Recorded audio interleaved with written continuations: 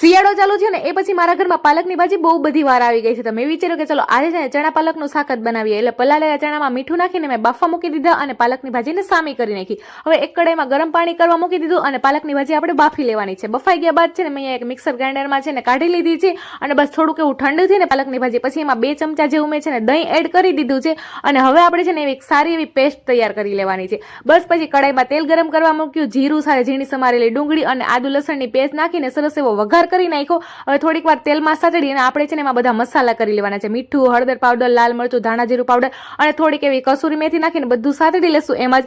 અને આપણે જે પ્યુરી તૈયાર કરી રાખી છે પાલકની અને દહીંની બસ એ એડ કરી સરખાઈથી મિક્સ કરી અને બાફેલા ચણા એડ કરી દેશું અને ઢાંકણ ઢાંકીને જ્યાં સુધી તેલ છૂટું ના પડે ને ત્યાં સુધી રાખશું. લો આપણી સરસ મજાની પાલક અને ચણાનું શાક તૈયાર થઈ ગયું છે. મારા કહેવા ઉપર આ રેસીપી એકવાર જરૂરથી ટ્રાય કરજો કેમ કે બહુ જ સરસ બન્યું હતું. બાકી રેસીપી પસંદ આવી હોય ને તો વિડીયોને લાઈક અને ચેનલને સબસ્ક્રાઈબ કરવાનું ભૂલતા નહીં.